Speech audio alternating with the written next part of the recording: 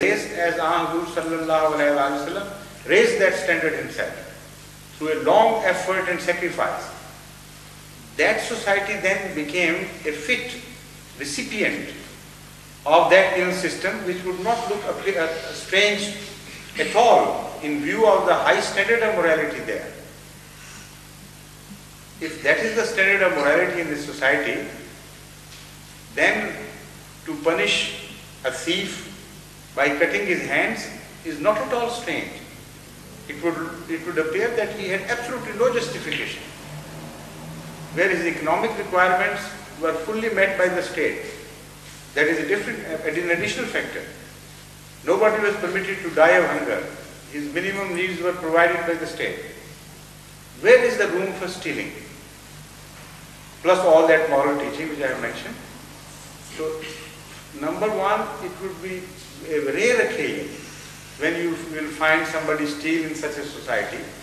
And if he does, then he deserves this punishment, because hands are provided for a purpose, to earn your bread and living, not to deprive others of their rights. So it's not only a punishment, it's symbolic. It reminds the society what is the purpose of life and why Allah has provided you with certain things. So in all that atmosphere and background, Islam should be understood.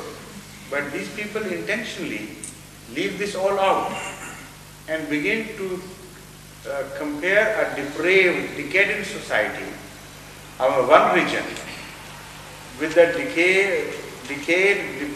decadent society of another region, and begin to attribute things to imaginary things. This they call Western civilization, that they call Islam, and neither it is here nor there. You would never notice them comparing Hinduism with this civilization.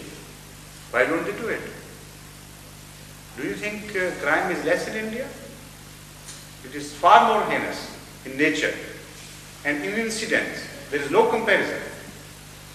When they go rioting against the others, the crime they commit and the cruelty which is perpetrated by them has no comparison with what happens in Pakistan. They never pick Hinduism out because they are fundamentally full of hatred against Islam. So they wear some cloaks of polish and civilization, and inside they are concealing daggers in their cloaks. The innocent Muslims, when they read the praise, they say, oh, what a fine man this one is. And then they are stabbed at an unconscious moment when they are not on guard against a possible attack and thrust. Any other question, please?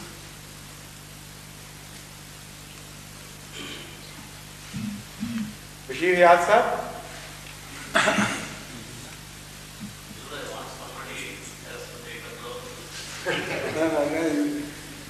Madhu Sahab has in fact asked a very pertinent question. In fact, it was necessary for me to speak on this subject, and I am glad he provided me the opportunity. You also sometimes come out with very good ideas.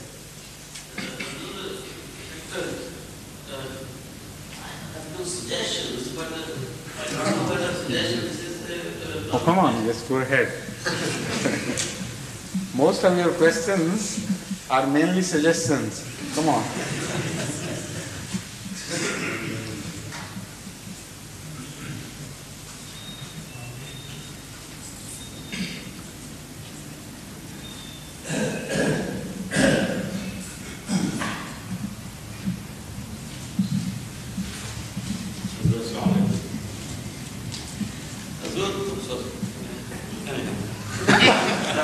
My other spectacles, this is I got two spectacles, one for reading and one for the distance. So you brought the distance one? No, the other one is there. Reading one. So my first suggestion is, there should be a rich library and reading room with every facility. Important mission. That is already decided that inshallah European Centre of England would have a first-class library and a reading room and all the facilities which you call the modern facilities, and you could take your friends and relax there and enjoy reading whatever you please. So that has already been done. So my second suggestion is also of the same type. Yes, please. There should be a Tabligh Talimi pocket book in English language, also as one exists in Urdu.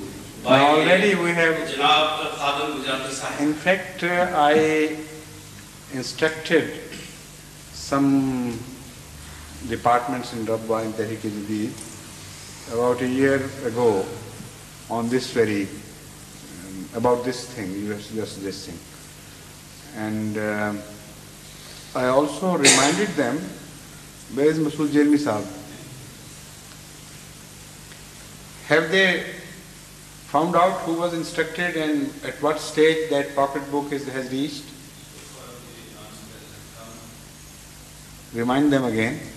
Now, as far as the preaching among Christians is concerned, I have got two papers from the center, that is Tehreek-e-Jadid, but they were not in proper order as I had instructed. So I have entrusted now Mr. Masood Chaudhary's father, Mr. Muhammad Yaqub Sahib, to prepare the booklet as I wanted. And I instructed him in detail, so he showed me some chapters which he prepared, and I found them very good. He gave them to Mr. Saki a few weeks ago to present to me immediately. But the word immediately in English means so many things. In the vocabulary of some it means after a few months. And that perhaps is the vocabulary of Mr. Saki. He has not yet presented me with that immediate booklet which should have been presented to me immediately. So that is already on the same lines, in fact. The type of pocket book which you have suggested would perhaps be a larger affair. But this one I want to be a very small, petite thing which everybody could carry easily in his waist pocket. And in this, the idea is that all the important references, or I should say excerpts from Bible, Old Testament as well as New Testament, should be contained in this small booklet. Just one or two verses from the Bible and their reference. But that should be organized subject-wise. For instance, the unity of God, or Trinity, or crucifixion, and so on and so forth. And there I have told them to collect both those verses which are considered to be favorable to our opponent's views. That is, the Christians mainly depend on those verses when they argue against Islam.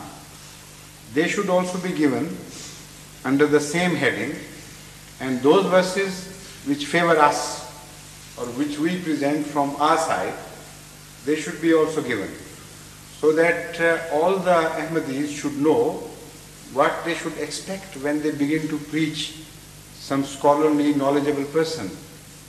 After all, he would not sit quiet.